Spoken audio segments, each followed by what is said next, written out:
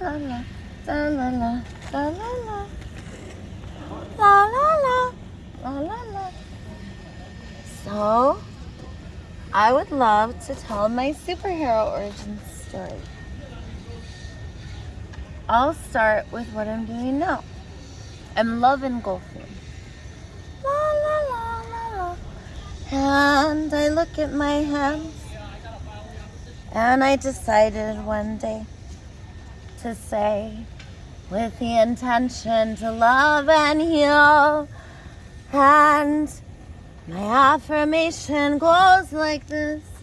Every single touch will be, whether it be me or makeup, to be more loving and healing with every stroke.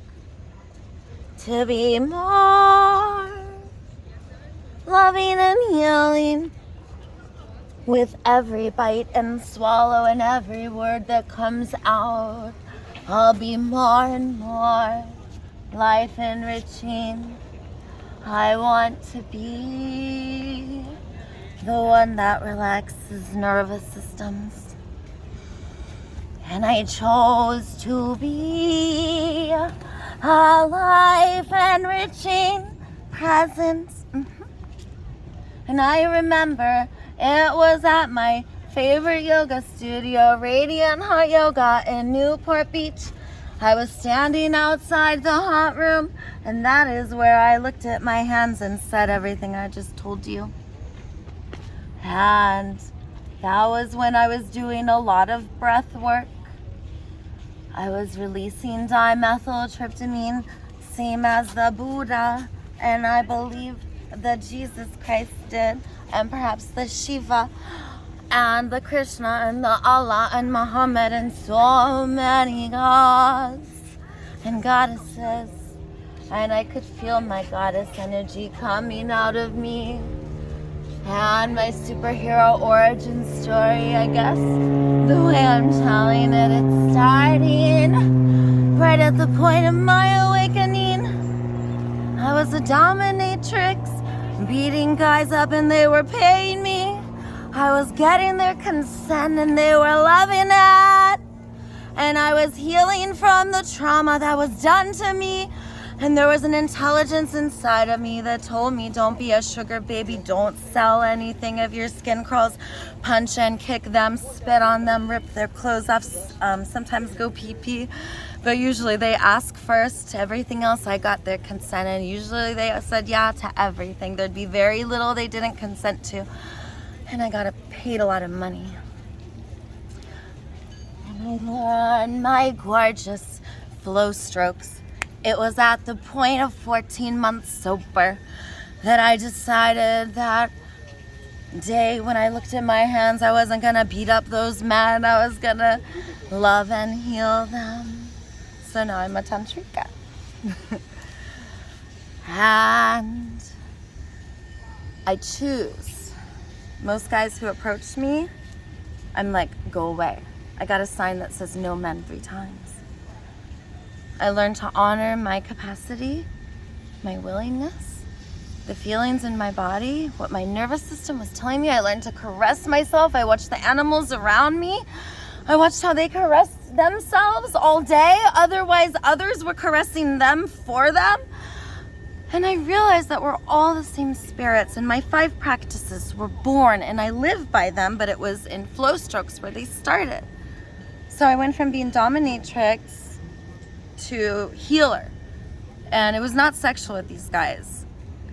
Tantra is about eye gazing. Tantra is about resonance. It's about feeling into your body, feeling where your breath is, speaking to your organs, telling them you love them, becoming your organs and responding to the presence and intelligence that is you, being them, and saying, I love you too. I did this with myself and healing them because flow strokes was rooted in self-pleasure through dominance and being a dominatrix. And then I shifted to love. I realized it wasn't like hate. I used to think I hated men. I didn't hate them. I was scared. It was fear. Once I learned to self-soothe, once I learned that this is just the same spirit as me, which is the first practice. And the first two practices, we are to put in our own language and belief. First two practices in my world, we're all God, we're all the same spirit. Third practice, I look at my hands, as I said, I say with the intention to love and heal. So now when I do my makeup, when I touch my hair, when I make my clothes, a lot of my clothing I cut up and I make it, I just look at my hands, I go with the intention to love and heal. I learned how to do superhero landings because I do it with the intention to love and heal. I grew 3.5 inches. I used to be 5'2". And everything's with the intention to love and heal. So after intention is the fourth practice, always move. So I'm always moving and twirling, and I believe when we're uninhibited and free, everything will be in our flow, and we won't be afraid to be in our body. So fourth practice is always move. When I do flow strokes, my healing work, and she actually just said she wanted body work, so maybe she'll agree to be videotaped.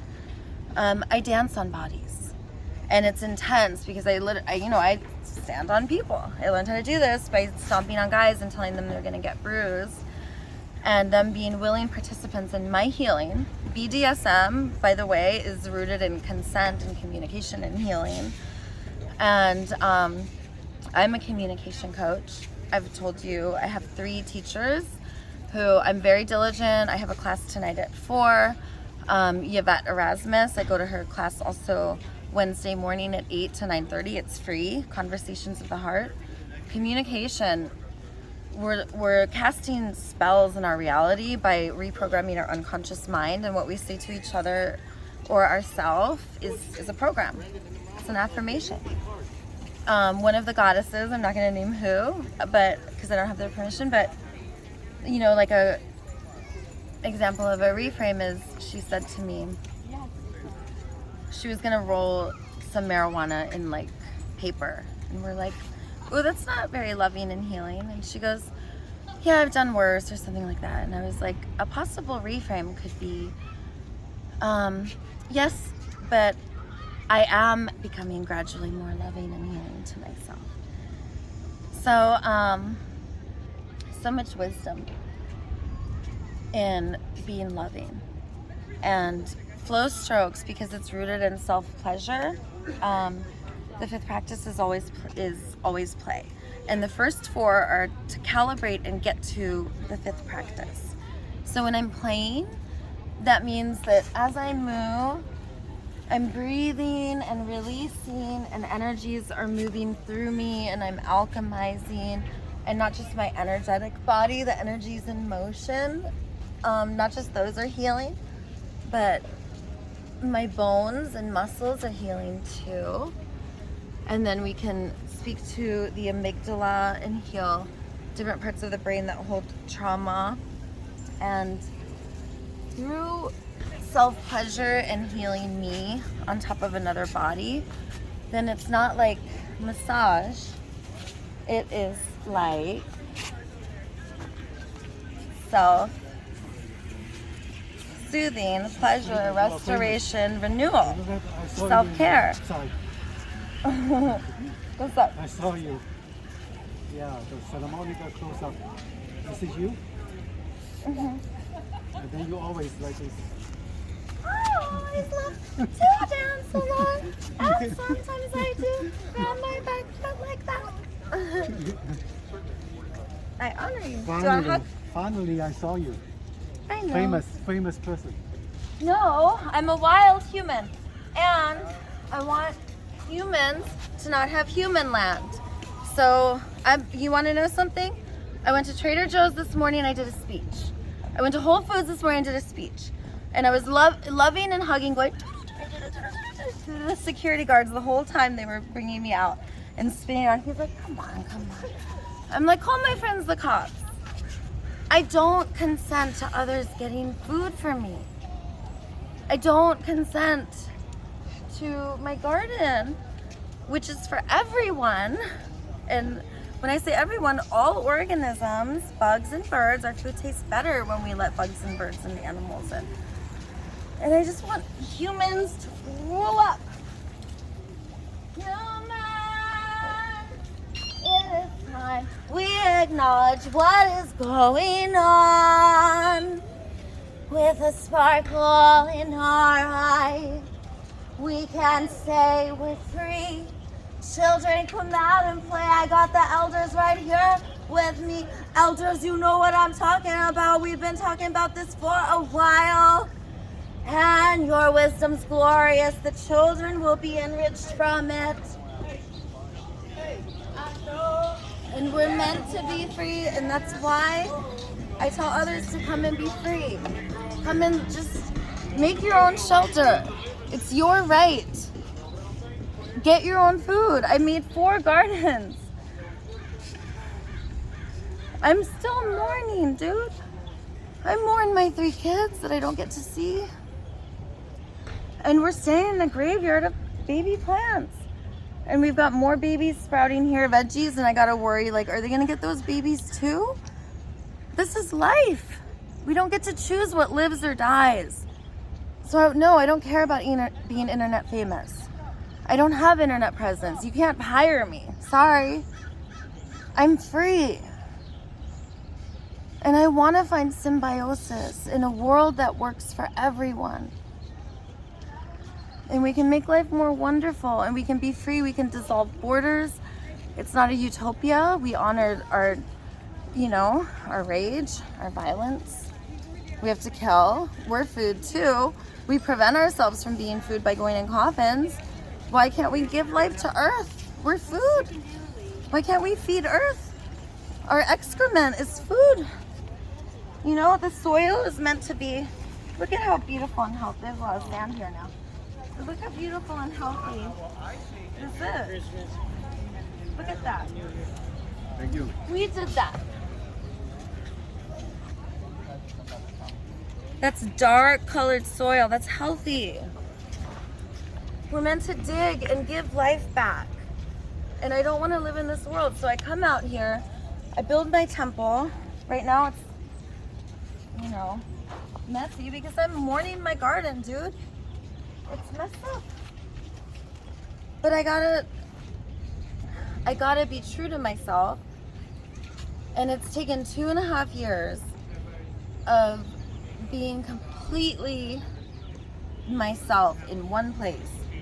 And blooming where I was planted and choosing, okay, Venice is my community, my tribe.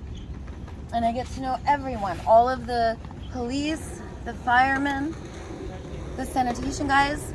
And I'm at the point now where I can hug them and snuggle them, and I can tell them, come outside, be free. I sang a musical in Ale House today. That's where I do my chair dance. And you could go interview them, ask them who I am. You could talk to them after here. They'll tell you I go there, I dance around, and then I'm gone. I won't take money. My money's no good there. I have interdependence with them. Money replaces trust and interdependence.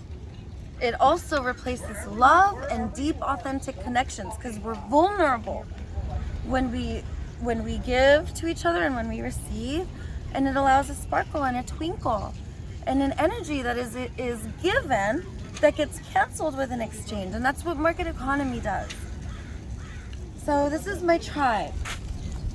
There's Goddess Nina, and her twin sister is Goddess Masha, who, by the way, we're looking for. We're also looking for Goddess Athena and Goddess Flower. They went missing along with the temple because at 2 a.m. the city will do a sneak attack.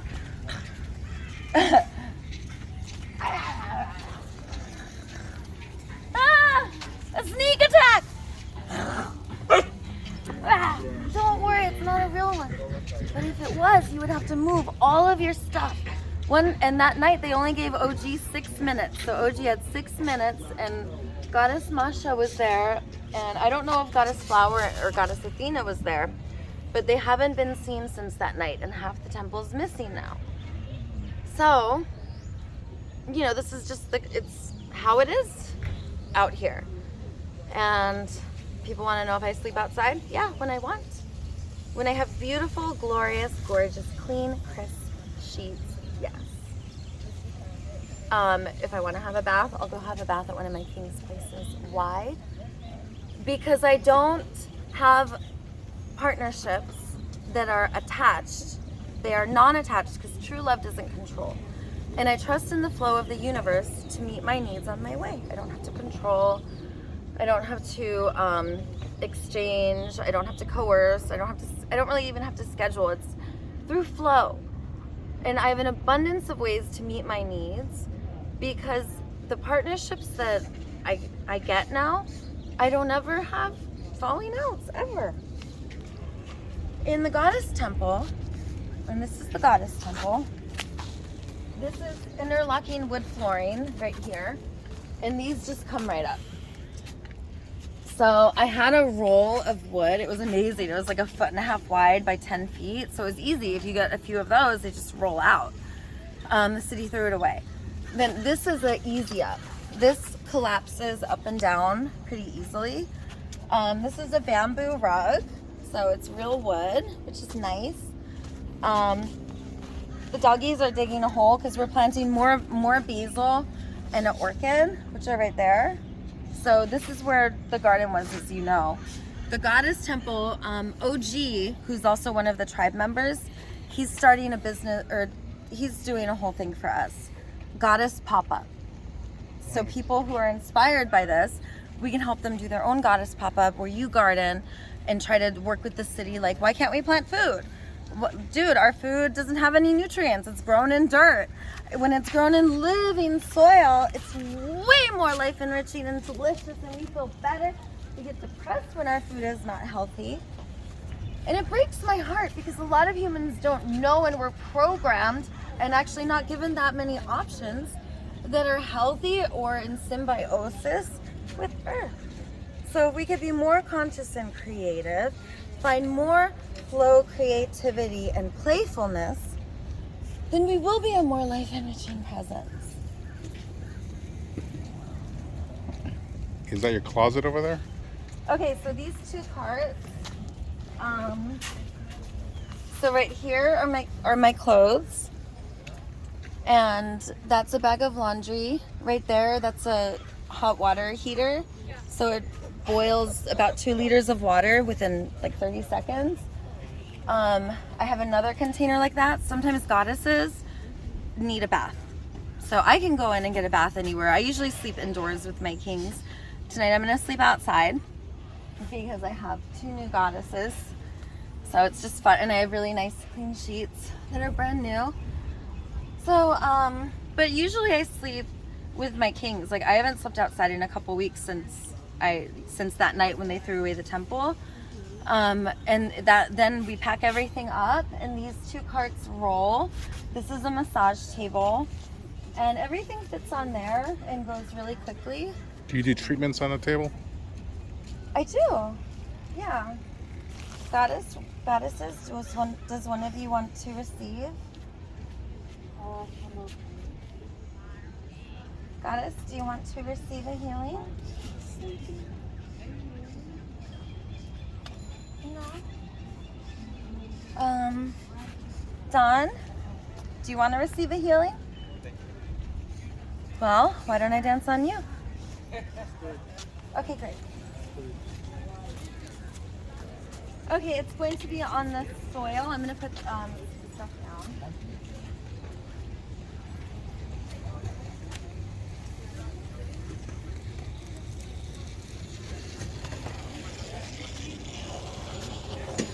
Okay.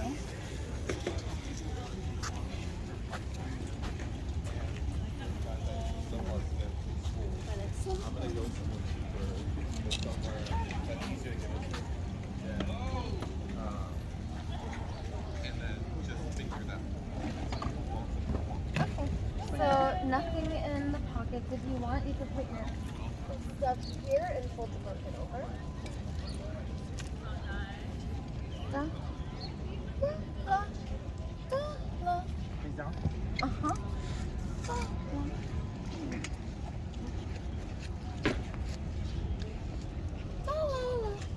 And then open your arms like a goal post close your eyes, put your glasses above your head. Lick your lips, smile.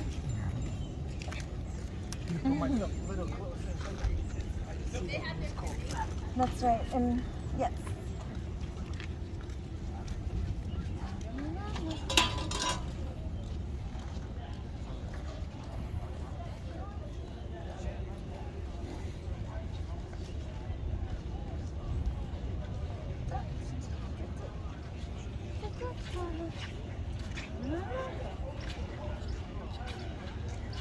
We gotta be careful the buoys don't fall out because we know what YouTube does about that.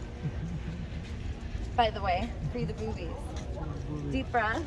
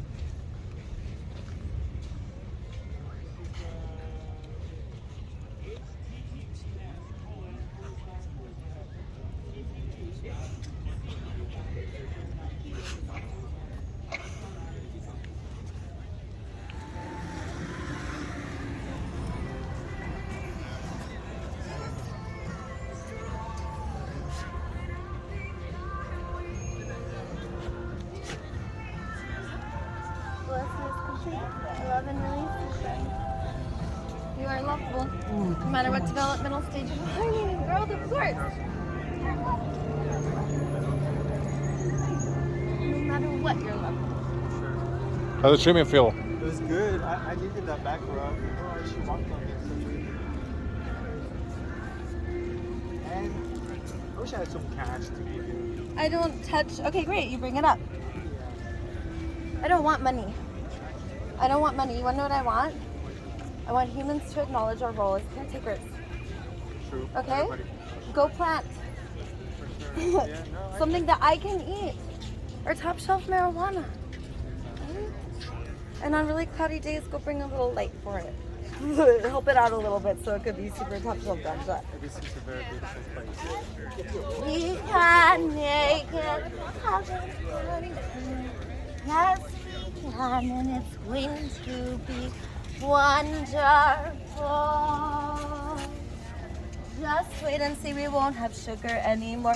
It won't be in everything trying to say Canada Dry's healthy for you bullshit. Is the ginger is healthy? No, my friend. Sugar makes you feel depressed, and I figured it out myself because I gave up refined sugar. And then when I would eat it, I get a lot of energy in 4 hours, fall asleep like a child. That's what we're doing to our kids. It's not them playing all day, it's crashing from sugar. And it happened to me. And I would get depressed. So no, I receive the care for me. I care about you too. I love you too. And this sparkly Canada Dry is a liar.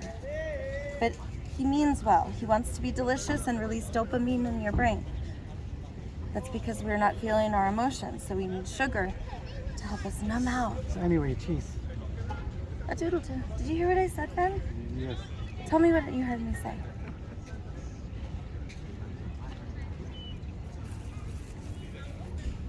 Not today. I honor I'll you. tell you later. That's right. Later's wonderful. See, that's another thing. Don't be in resistance. Meet everyone at their developmental stage of learning and growth. Before, now I doodle do all the cops and they love me and we all hug and we're all friends. But I used to come and just yell and scream at them and they would handcuff me and put me on 5150 holds. But I needed a space to rage. We don't have a space to rage. People don't honor our space when we're kids. Kids are like prisoners. They're told when to get up, when to go to bed. hugs The relationship is not relational. It's completely with evaluating. We could tell our kids what's good about them or bad. Like Santa's all about if you're good or bad. So when we evaluate and talk about upside and downside, it's a wonderful part of the brain, right? But we're suffering, and our kids suffer. Relational, like if you have a partner, you don't tell your partner what's wrong with them and what they need to improve and then what they need. That's not relational. You talk about like, oh honey, like I just felt my breath get stuck in my throat and my stomach's really tight in a knot. I'm gonna self-soothe. Would you be willing to hold my hand and caress my feet? Would it feel wonderful for you, or would you rather do something else? And we talk about our body. And then it's like, oh, like that's life affirming to know your body's doing that. I wonder if you're feeling a little bit weary and if you're longing for more trust because this person knows that something happened where trust was broken. I don't know. Like, it's a language of connection, and these neural pathways happen from the prefrontal cortex to the limbic system. Ask Sarah Payton, my teacher, she knows more. And these neural pathways that have atrophied, we could regrow. And then we, through compassion and learning and collaboration, we start to care for all of life.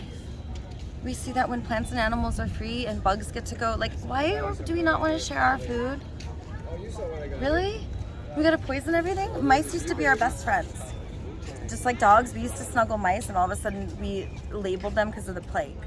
But the plague is because humans were living filthy. The plague is because humans were not being loving and life enriching to the planet. And the mice just wanted to be friends. And they were on the ships with men.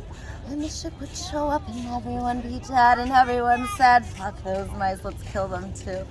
And then there was glue traps and mice traps and this box that's got poison. And mice go in and don't come out, or they do, and contaminate everyone. And friends, we're friends. I know. Goddesses, I honor you. And I see a smile too. Because we're that lovable. And where you see someone's jaw clenched, oh, a big one, watch. Proud, inspired, courageous, lovable no matter what developmental stage I'm in. Shame-filled, disconnected, weary, sad.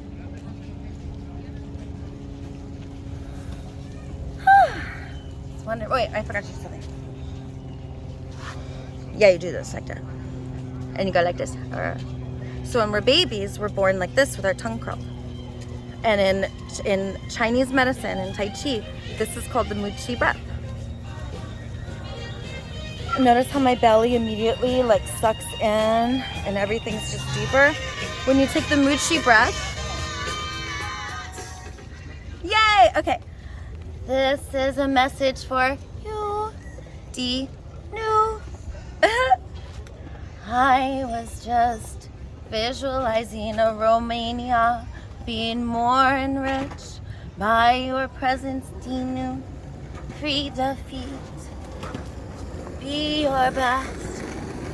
You're the reason I turned my comments on before my YouTube was deleted for showing my breasts. And I wanted to do a special video just for you because I hear how life enriching I am, and it tingles my soul and makes me feel so seen and known and very alive. And I want to say, Dinu, I love you too.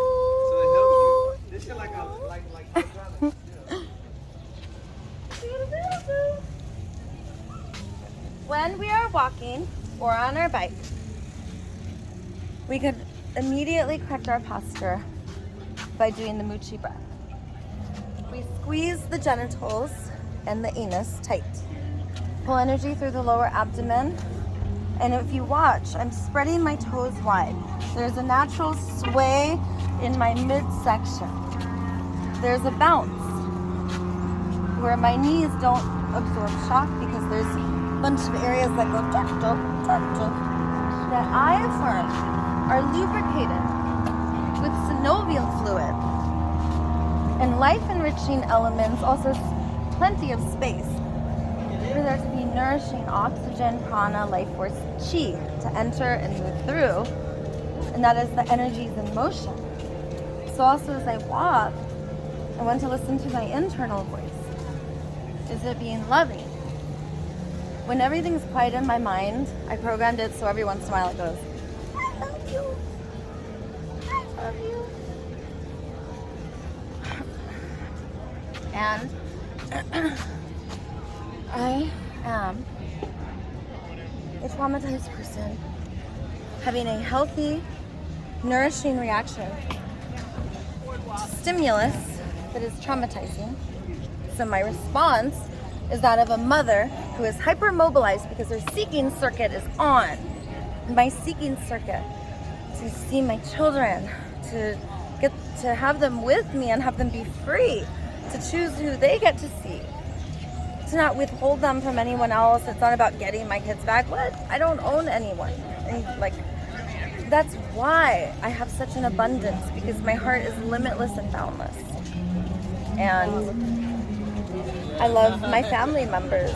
The videos I posted on YouTube, like, I named who's involved, but I dissolve enemy images. So when I walk, you can see it in my walk. A lot of times my arms are up. The faster I move, the more I want to like crouch. And that's why whenever you see me skateboard, so not just walking, but skateboarding, like my toes are spread. I'm up on the balls of my feet. That little round thing on the back, I started looking at dogs and cats, like their round things up, right? I'm pretty sure ours is supposed to be up. It is. And then, so I learned how to jump and land on my toes, and then if needed, my heels will touch. But it's not as much impact. So we are taught to walk. Native Americans called it the white man's foot. This way because of our shoes. So that's why I always say free the feet. When I skateboard, I have my arms up because this is G-force. My arms coming down are gonna be able to help me stay on my feet. So my arms are up, sometimes I flap, sometimes I watch the birds. I wanna move like the birds. So I'll flap my wings.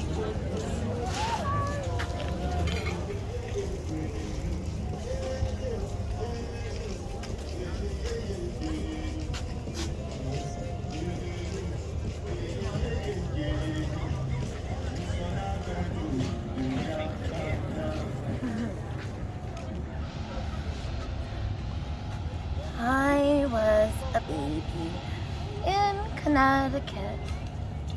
My parents had 3 of us 18 months apart. We were raised in a white patriarchal household that was not fulfilling in affection or empathy. And at 2 years old, my mother divorced. My dad changed my name from Charlene Davis to Charlene Fodor to Lindsay Davis. My father, the world famous violinist Eugene Fodor, was not to be seen or known, except for about 4 or 5 visits afterwards. Again, I could be wrong. And my mother moved in with my grandfather, who was good friends with Joe Coors, the beer company, and Bush Sr. and Ronald Reagan. He used to hang out with the rich white guys because he was one too. He was a charismatic, wonderful, amazing, so many upside qualities. And just like we all have an upside, we have a downside too. Just like a lot of males, and I'm just gonna make my own hypothesis, which is a total assumption, for he is the authority of what is true for him. But it was my observation that I had to question every touch from him, from age of toddlerhood till when I was 13 and finally told my mom and was called a liar, but I thought it was okay even though she called everyone else a liar. But that night, he had just sexually assaulted my 13-year-old best friend, so I figured, hey, maybe she'll believe me now, but she didn't. And for 3 more years, it continued about. And when I was 16, I was like, ugh. But you know how like Trump's daughter sits on his lap? It's all, ugh, we had a relationship like that. And that was all I knew. So I became a sugar baby. And as a little girl, I did have a gift. We lived in the Paraguayan and Panamanian embassies. So my grandfather was ambassador. There's a picture of me hugging Bush Sr. when I was 5 years old. And living in the U.S. Embassy, we had nannies, we had people who answered the phone when you would call. We could call and the butler would bring us stuff. We lived an amazing life. And the nannies would scoodle and love us from head to toe. And I experienced authentic love. I experienced my whole body relaxing. And then I found it with my brother. We used to lie opposite ways and rub each other's feet. And we would play a game called You Do What I Do, and then I Do What You Do. And we would call this cosquilla, which means tickle. And I learned authentic love, even though I had to question everything. My mom sent me to go live in a hospital when I was about 5 years old you have to ask her, but I'm pretty sure she said it was like a month. And I remember it was traumatizing. Like you think something's wrong with them, so then you put them in a hospital to be evaluated. I had deep needs that were not being met. My mother was not able to resonate with me because her mother didn't resonate with her. And it's been proven with psychology experiments where they do this stuff with rats and they put them in a traumatizing environment where they're the only organism altogether. So I know that I'm a product of that. And then I would repeat what was done. Like my mom was hit, so she hit me and I hit my kids.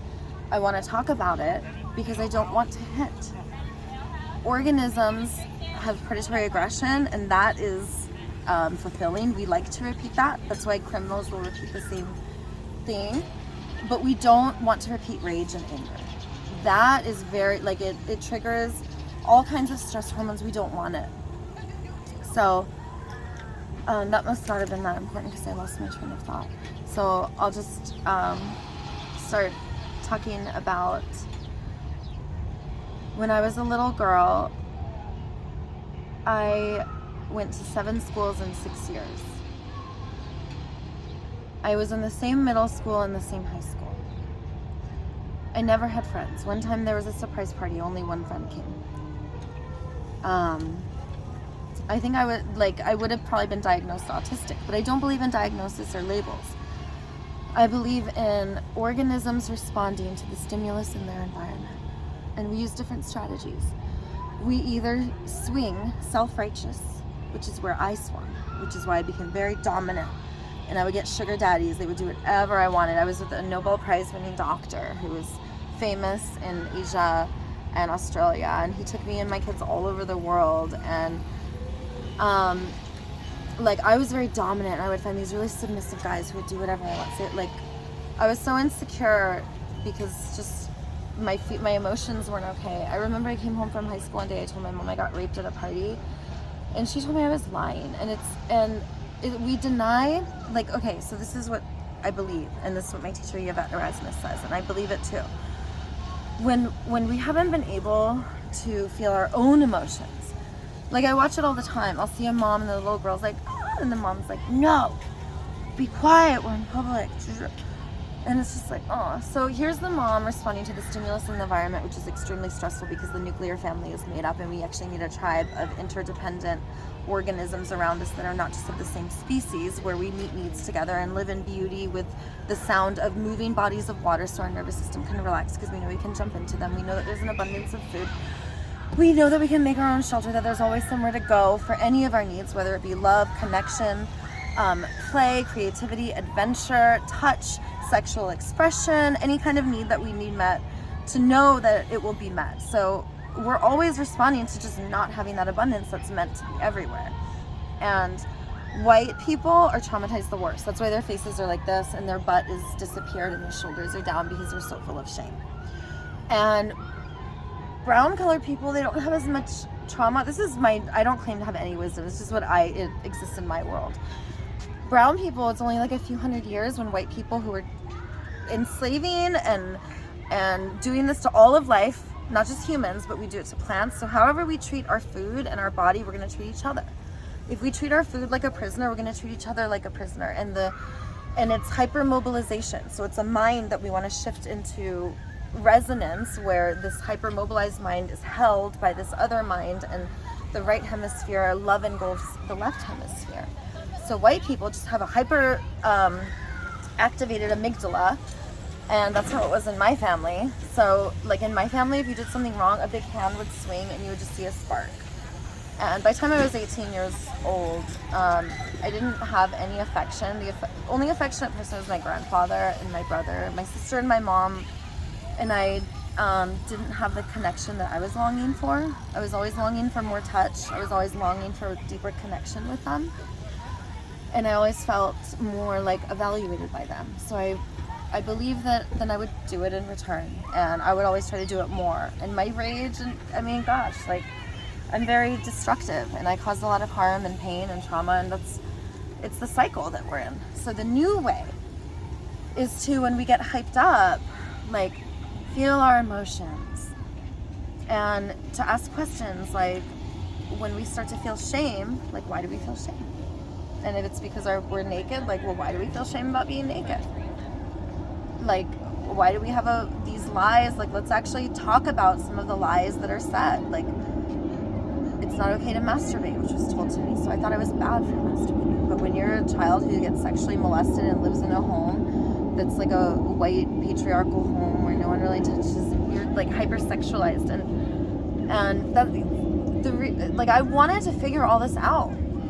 I started on my mission at 14 months. My awakening was triggered, but it started 12 days after my kids were removed from me. So by the time I was 18, I moved out. I moved in with a cop. And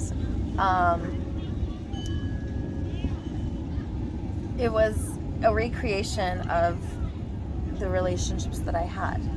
And then we all know we keep getting the same relationships till we heal. So I would attract these guys that were like abusive and awful. And that's why I just decided, like, okay, I'm going to be a sugar baby. So by the time I was 22, I was a sugar baby. And I tried market economy, and it was the only way I felt free. It was the only way. Like, when I commodified my energies, people would make me cry. One time this guy told me I had the attention span of a gnat. And I just felt like, fuck that. Like, I want to feel powerful then. If you hurt me, I'm going to feel powerful. But the reframe is, no, like, if I mourn it and I cry and I say, when you say that, I feel sad. I'm longing for more softness. What's going on for you that your response is like this? Are you being mistreated too? Tell me what's happening for you. And if I had healed, if I hadn't been brought up in a white patriarchal home, I would have been able to heal that guy and know, and probably would have gone outside and made my own shelter like I did now. But the reason I don't really sleep out, like the past few weeks I haven't really slept outside. A few things, I always have to have really clean sheets. I always have to be able to like have a bath that day. So if I have one that morning, then I can sleep outside and I'll just get up and have one the next morning. Or I'll go to one of my King's places, which there's an abundance of them. Or the many friends. Like, I could run up to those firemen and they would all hug me.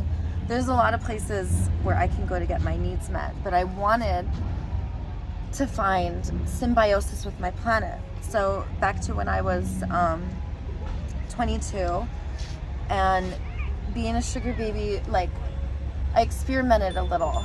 So the first sugar daddy I had paid me $12,000 a month, and his name I'm not gonna say, obviously, but he was like this short, disgusting, like big belly, very unhealthy, like made my skin crawl. It was so gross, and I was getting paid $12,000 a month, and I used to like have to totally numb out. And then by time I like was in the game a little bit, then I was like, okay, I'm gonna get sugar daddies who I want to be with. So I started to just have a taste for older guys, and I would find these super hot, super wealthy. Like, my grandfather had a lot of power, so it made sense to me that I would recreate that. And then, you know, girls like me look at Melania Trump and they're like, wow, a sugar baby who really made it. But I made it too, dude. My sugar daddy always flew us first class. Like, he would get 5-star hotels, and me and my kids would have a suite, and he would have a suite, and we could order whatever room service we wanted. one time a sugar daddy bought a condo from me for like $600,000. I had a $44,000 American Express bill one time, and those have to be paid every month. So that was just that 1 month. I mean, I was like,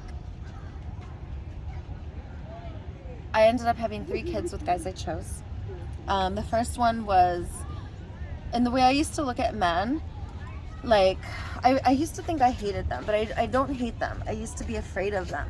So I just saw them as like, ooh, there's like scarcity all around me. I can't trust these guys, so I have to use them.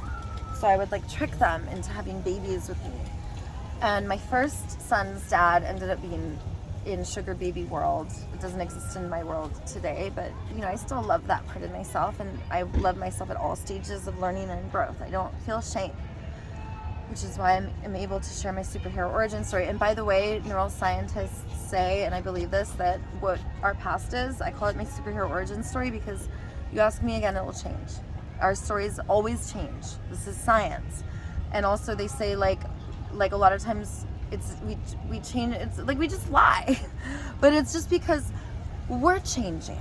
So as we change, our perspective changes, everything. And also our imagination and our storytelling, like it goes through our prefrontal cortex, which is creative. So we're not lying, but this is my truth now. So the 3 children, the first one was a very charismatic, amazing man who gave me a gorgeous son. And when my son was born, a month later, I moved from Las Vegas to Washington, D.C. And the idea was to like, fuck these guys. These are my kids.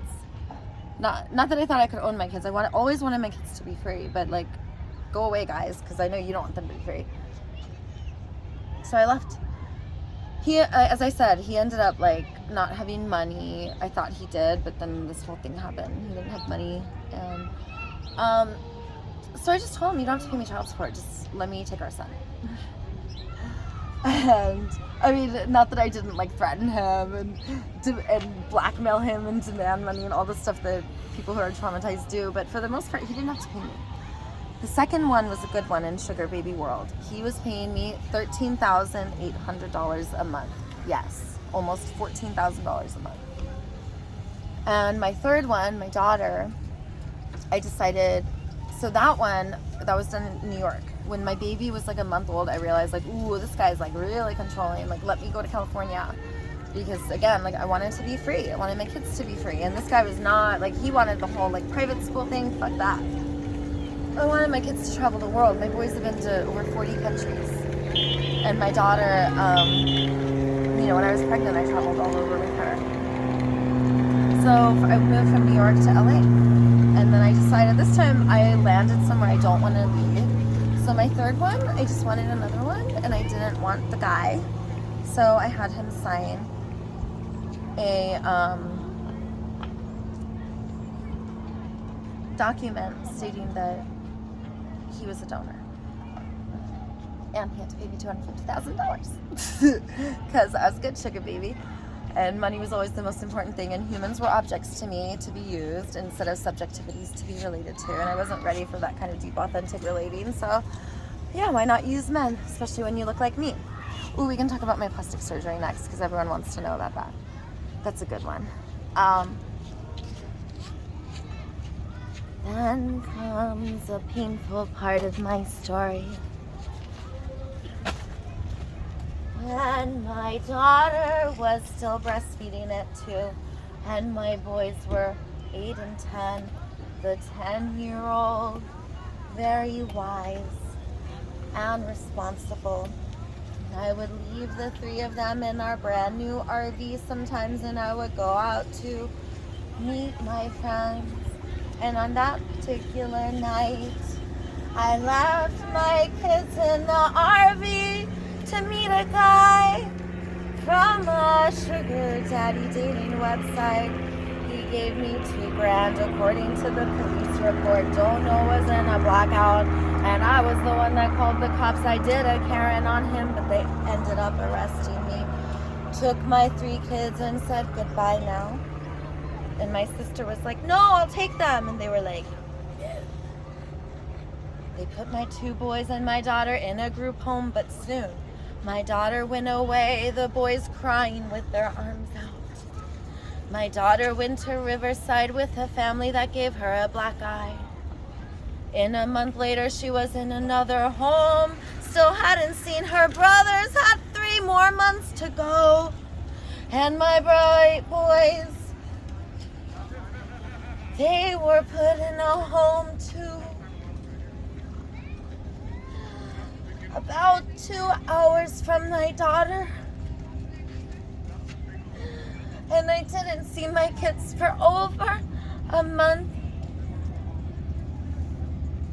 I didn't tell you what I was arrested for. Do you want to know? Yes. Prostitution. And then I go, but my kids are alone. And they were like, child endangerment, 13 years in, 2 months in prison. Report to the judge. And for 5 days, I was in jail. Then I got out of jail. And I drank and did drugs, and I just wanted to die. And after 7 days of that, I got sober and I made a decision. And at my core, I knew that I couldn't conform, that I wouldn't, that I had to be free. And I knew I couldn't be a sugar baby. And I was left with a debacle. I couldn't commodify my body anymore because my skin would crawl and I couldn't numb out. Didn't want to numb out. I wanted to heal. So I went to AA every day, sometimes 4 or 5 times a day. I loved it. I loved healing. I went to Sex and Love Addicts Anonymous too. Met so many girlfriends. It was amazing. I went to Al-Anon. I went to Codependence Anonymous. I did 18 months in drug and alcohol treatment centers. I got letters from everyone, including 3 mental health evaluations. The first one said that I hated men and was probably all these diagnoses, bipolar.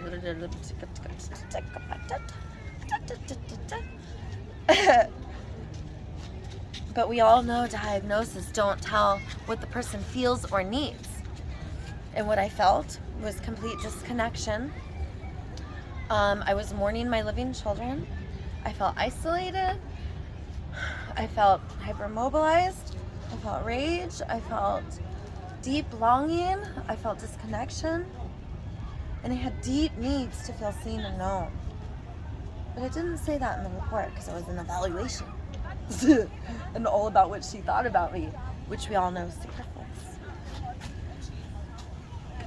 I started to love personal development. And I just couldn't conform. I was left with 2 options, submit or rebel.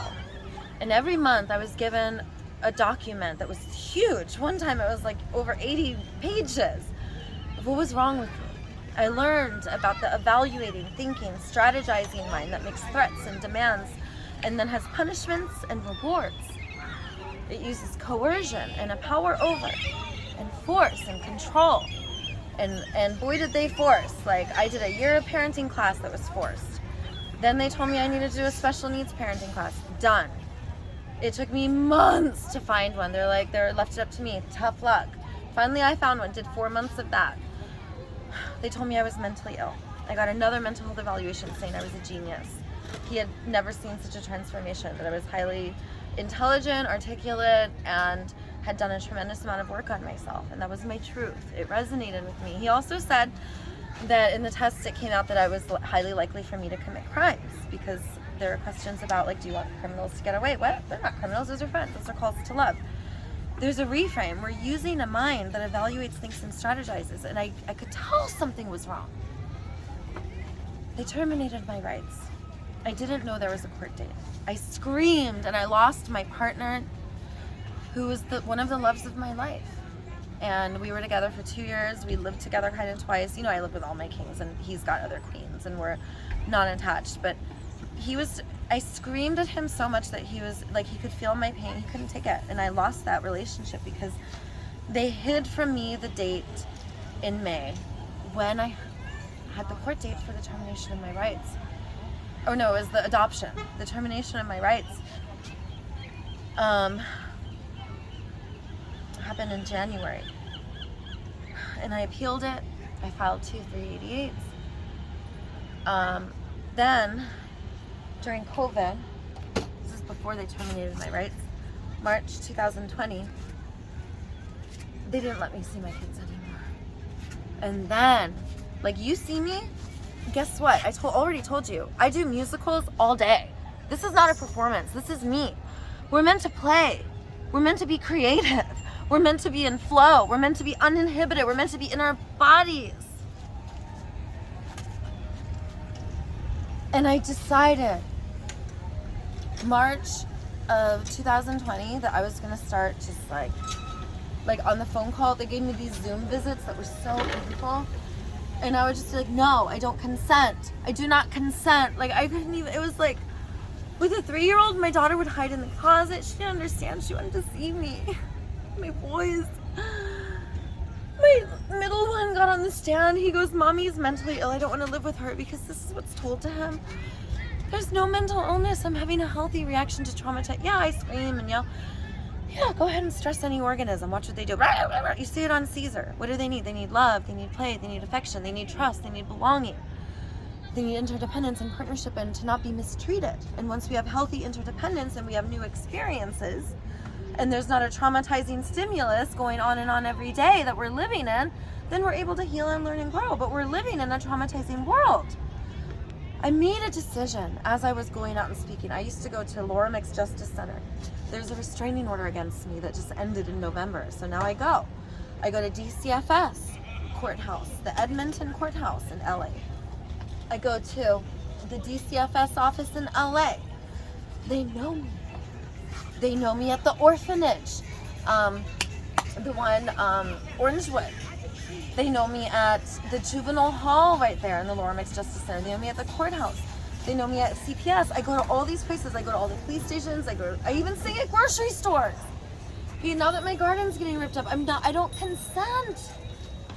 I found Marshall Rosenberg, the creator of nonviolent communication. He taught me there's a new way of being, getting out of the thinking, strategizing mind, so that our new perception is in our body, our emotions, our needs, and making requests and affirmations and impossible dreams.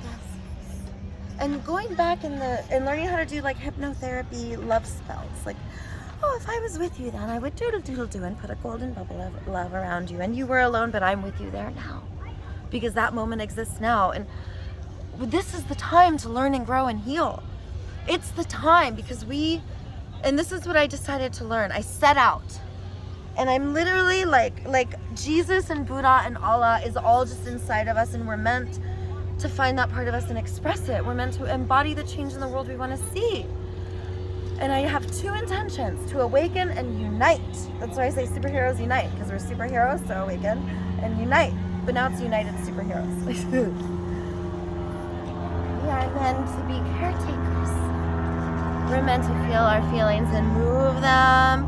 And we're meant to feel feelings together in a powerful, wonderful flow that relaxes our nervous systems and tells us that we're on the right path with the learning and growth mindset.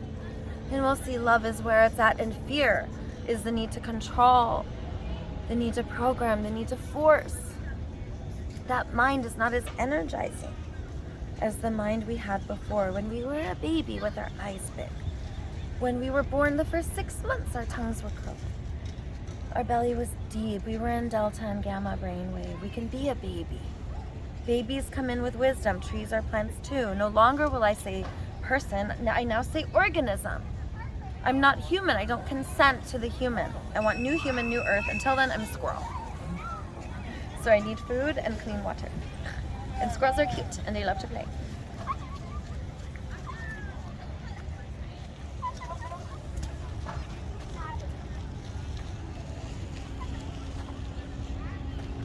I'll be a squirrel. Squirrels are free. They say, want to chase me? Let's go. Sometimes you can see it in the sparkle of their eye when they know a dog's not going to catch them. They'll be like this and do a little flare of the dish. And then they love to run up their tree. Da-da-da-da-da-da-da. And that is me. I am a squirrel, not a human. So, rest of my superhero origin story. I want to finish the part about my kids. So, Yvette Erasmus, I decided I was going to be a communication coach. Sarah Payton, she's a neuroscientist. Miki Kashtan, she's a coach on like Martin Luther King's Like Me. She has a free call Fridays called Responding to the Call of Our Times with NVC Nonviolent Communication. So these are my teachers. Go find your teachers. I don't come out here, and I'm a healer. You guys just don't see what I do because real healers don't gotta show off. But if you're interested, come and find me at the north end of the boardwalk in No Man's Land, which is the area between Santa Monica and Venice, where the cops don't really go because you could just run to the other side of the border. So it's a no man's land. It's where I chose. It's where I plant my gardens and they bulldoze. So we need more friends to come outside. And that was the decision I made. Like the more work I did on myself, the more yoga I would do, the more I would see that we're missing out, dude. The way it feels when we sleep on the ground. I want it for my body. I don't know what it is. Even ground level apartments, like I don't get it. But when I sleep on the earth, I do. And that's why I got soil. That soil I sleep on there is living. You humans sleep on what you want. I get to sleep on worms and bugs and let me be with life. Let me co-regulate with other nervous systems. Spiders don't bite. One of my favorite lines in the Tao Te Ching is, the spider doesn't bite a baby. So now I do communication. Before that, I became a yoga instructor. I do a lot of yoga. I do contact improv now, dance. When you hear me sing, it's just me being me. But I have a name for it. Improv Disney princess songs. Or freestyle, whichever you like. And I also went to Marissa Peer's School for Hypnotherapy. Then I studied under a shaman for 2 years. And I studied under a hypnotherapist, amazing hypnotherapist, Carlos Castado, and he's in Orange County. You can find him. He's with the Heart Math Institute or something like that. But I would find masters to study under because I was in school and I'm like, this isn't how you're meant to learn. I went to massage school too, Calcopa, and all the Huntington Beach. It was an amazing school. But it didn't satisfy me, which is why I found the shaman and I learned Tai Chi movements. I learned breath, and I needed to connect with a teacher. And I could pay whatever I had because there was an interdependence, unlike Calcopa, where it's a business. We're not wired. Money replaces trust, interdependence, love, connection, flow. We want to connect deeply and we're depriving ourselves. And this is a knowing I had the whole time I was in the system. I just wanted to be friends with my social workers. I wanted to be friends with my family. I wanted resolution to happen. I wanted rifts to resolve. And I just kept being like, let's not fight. Let's not talk about what's wrong. Just let me see my kids. And then I would like flip out and do something or go to my sister's work and sing a musical about love and how I was going to melt the ice heart of Princess Daniela. And, and it's all with love. Like, we don't have to show up.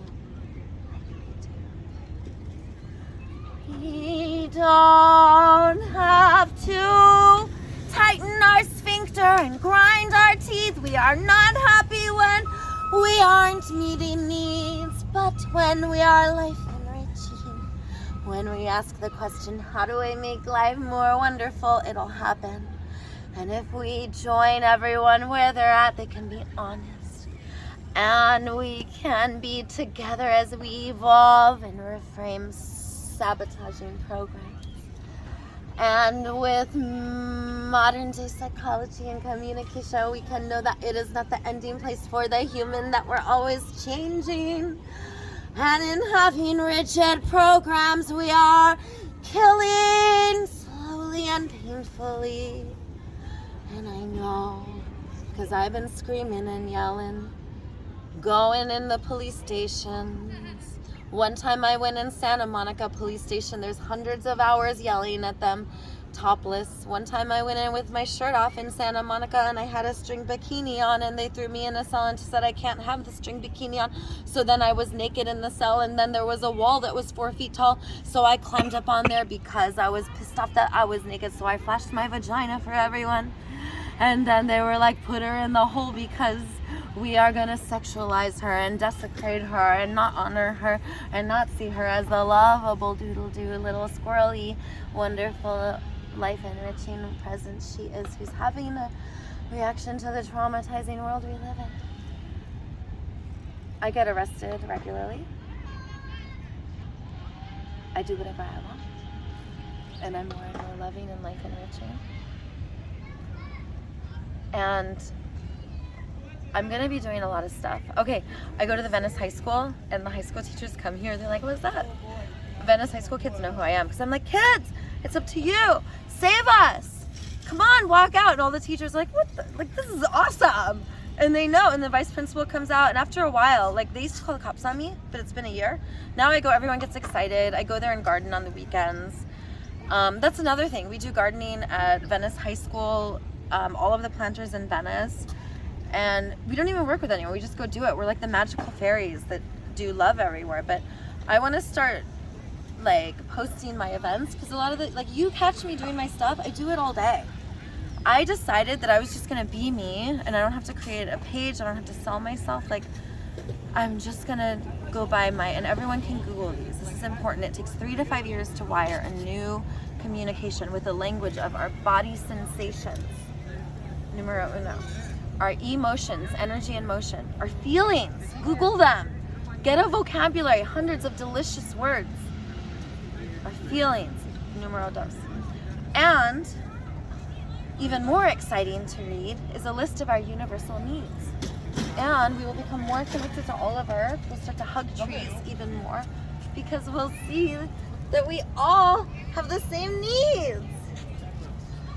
And I literally, if I don't have anyone to hug, I'll hug a tree. Like, we're being engulfed in love. I betcha.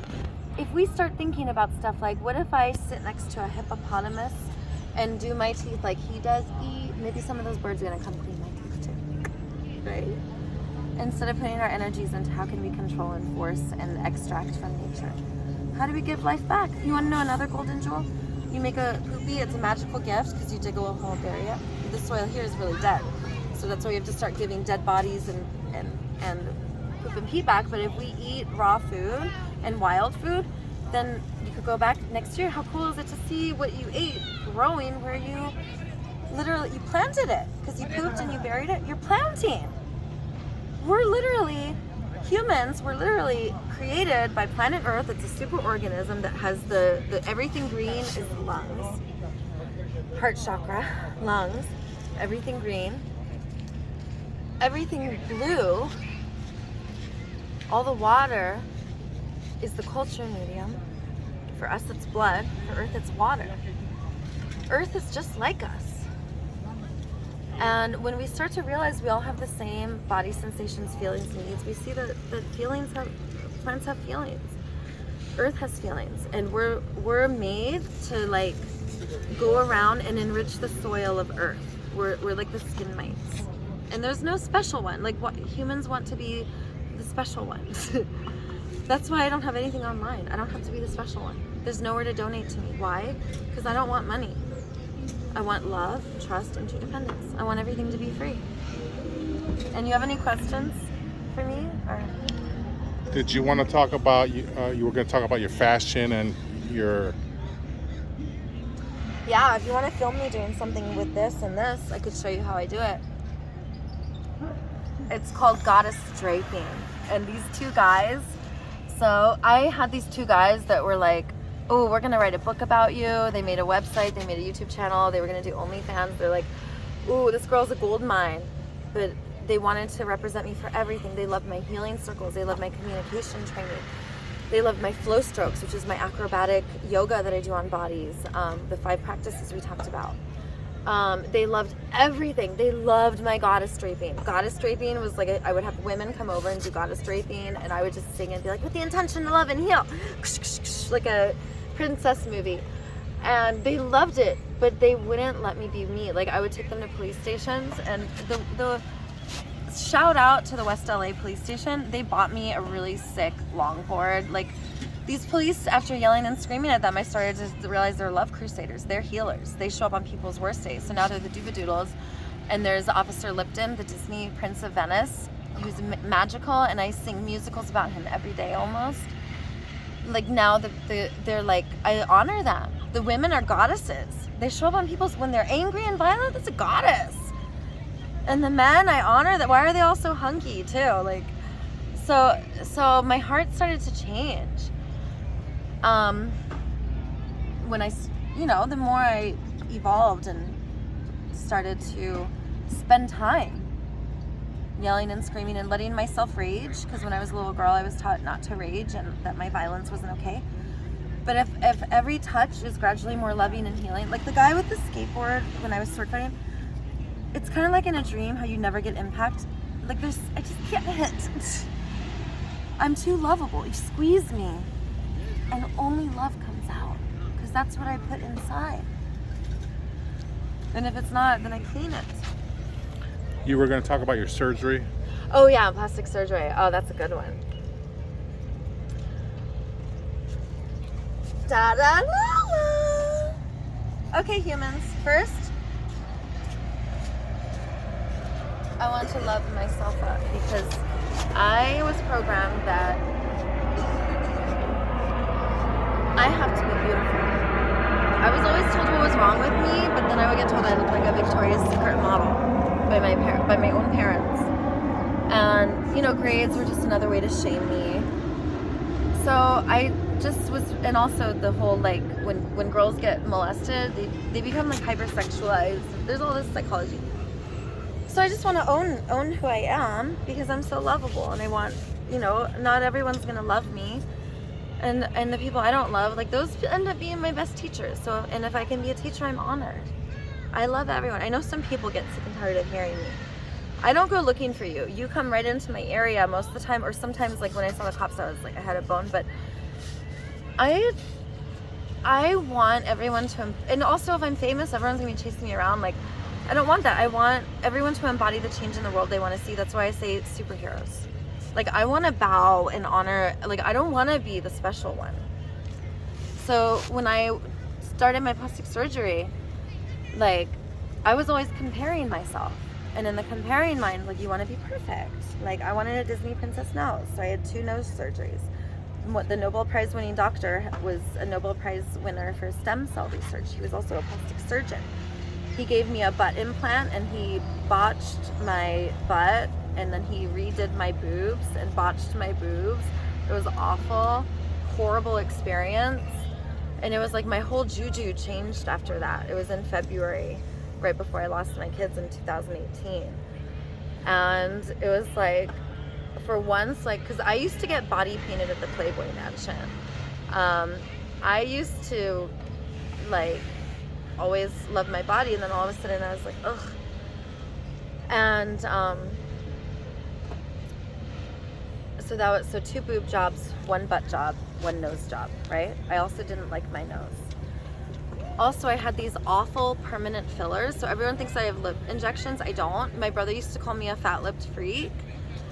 I've always had big lips, but I did put this awful permanent filler here in my chin, and in my lower lip, just 1 line. And I had 2 horrifying surgeries where the doctor went in here and here and here, and from inside my mouth he cut all the way to my lip to get the filler out that was here. So my lip was huge. I had 2, not 1, 2 because he didn't get all the filler out. So there's nothing here. That's why I have these deep lines, and I decided I don't want to have hard filler. So I don't get Botox. What I do is if I feel a little wrinkle, I just go smooth it out, collagen, vasopressin, swell the cells with hydration, la la la. And I feel tingles, and then you can see me get more beautiful. Oh yeah, Nobel Prize winning doctor liposuctioned my chin here. He liposuctioned my waist. For some reason, big butts weren't in yet. So before, when I had my boobs done the first time, I had liposuction here and on my waist. So I've had liposuction at least twice. But these abs and everything is from being a ninja. But I wish I didn't lipo hips, because now hips are in, right, ladies? Like, we waxed our eyebrows, now all of a sudden eyebrows are in. It's hard being a girl. Especially when you're a sugar baby like me, like I was. Then I had another boob job when I got the gajangas. And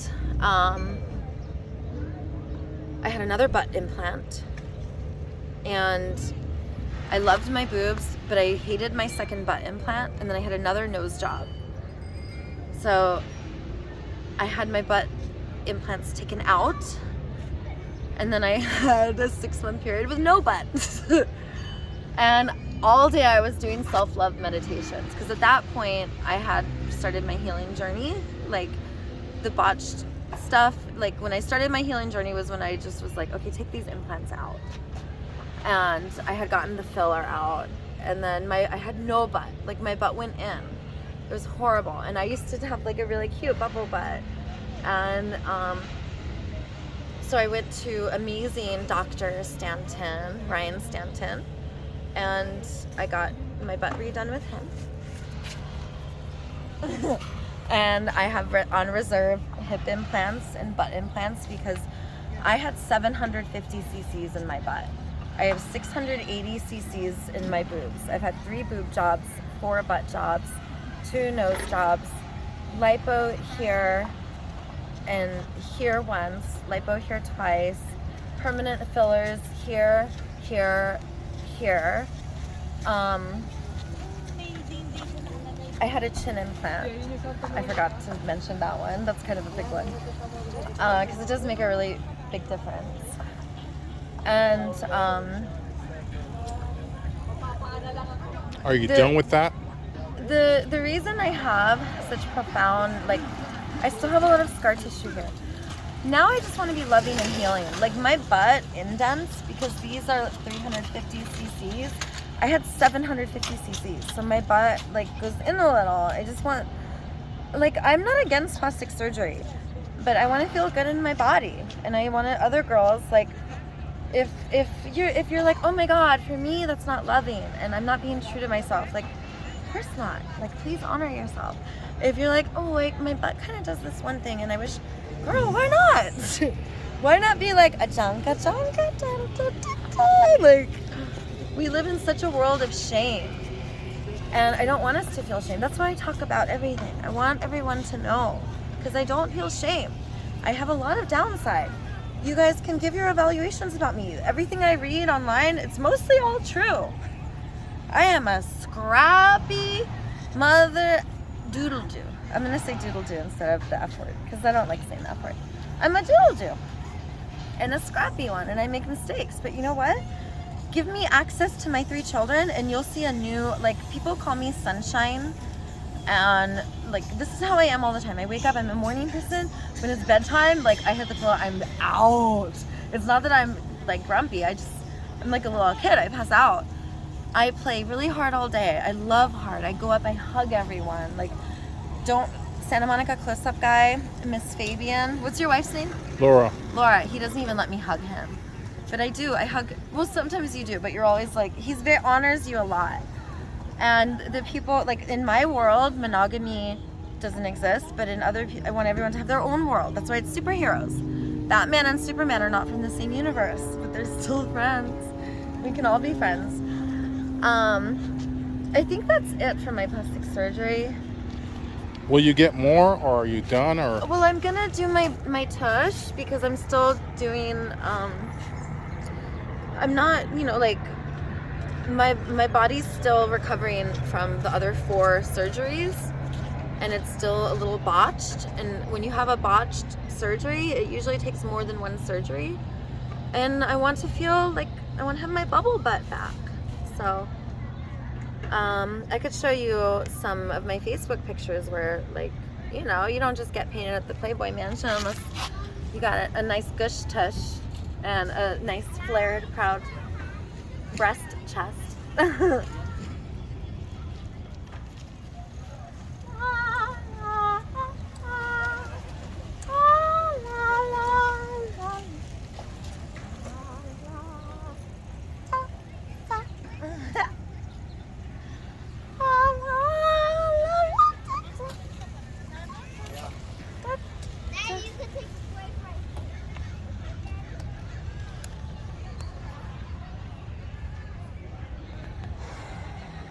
How does the plastic surgery fit in with the spirituality?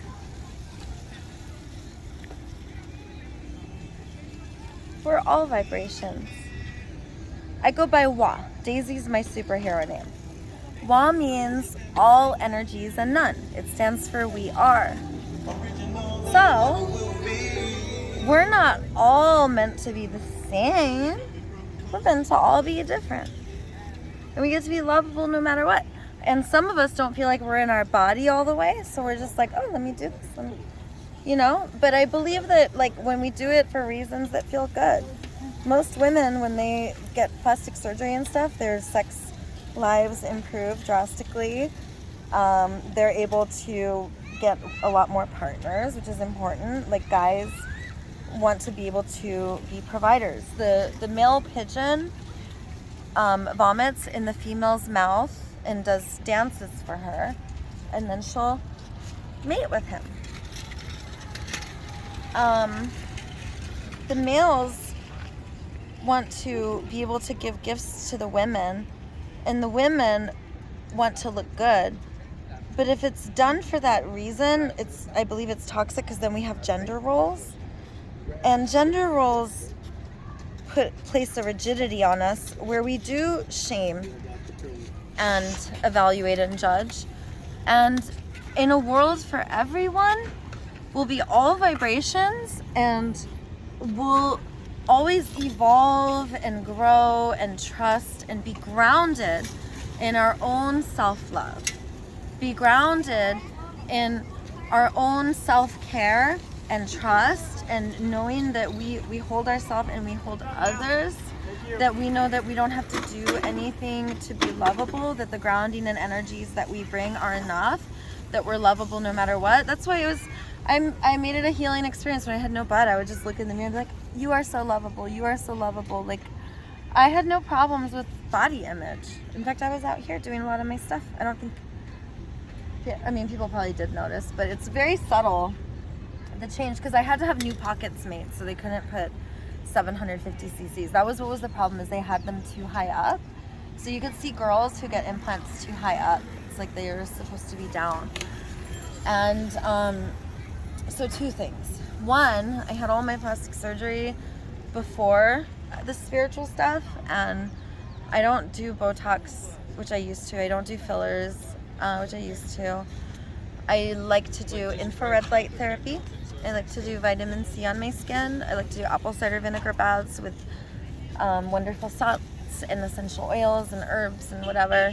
I use my food as medicine to be healing. Like, I don't need like Botox and stuff like that anymore. Also, the more loving I am, like, my skin is beautiful, and I just am so loving to it. And the whole plastic surgery stuff, like, I don't feel shame about it. I think that I would probably still do it, even as I'm spiritual. I did do it before I got spiritual. I think I would still do it, just because when I had my boobs done, like, the only regret I had was not getting them done sooner. It does a lot for self-esteem. And the new world is not going to be like spiritual people are supposed to like not be fuckable. No, like spiritual people are supposed to be gorgeous and vibrant, and you're supposed to want to embody and emulate them. That's why disciple is to teach, and to discipline, or to discipline is to teach, and disciple is to follow. And that's what I have to say about that. Okay, friends who ask about my hair.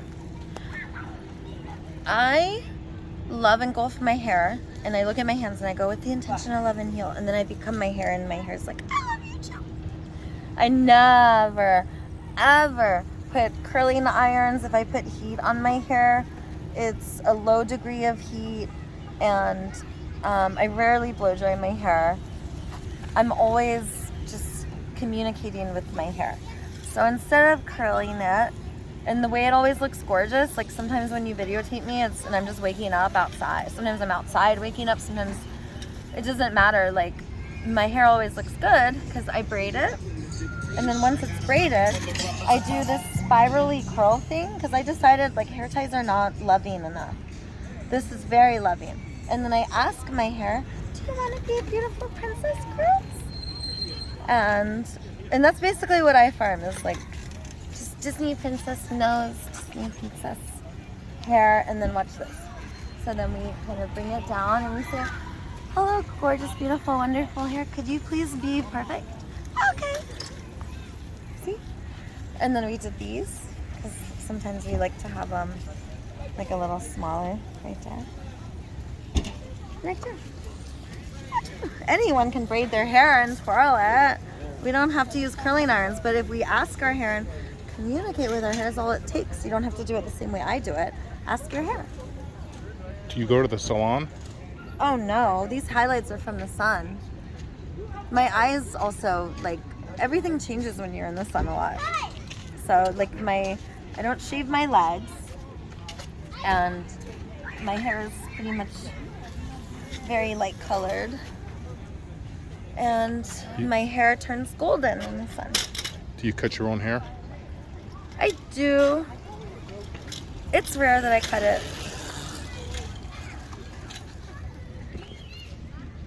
I have this amazing permanent makeup artist. I go to her in Beverly Hills. She does my eyebrows. That's why they always look perfect. And she also does my eyeliner. Also why it always looks perfect.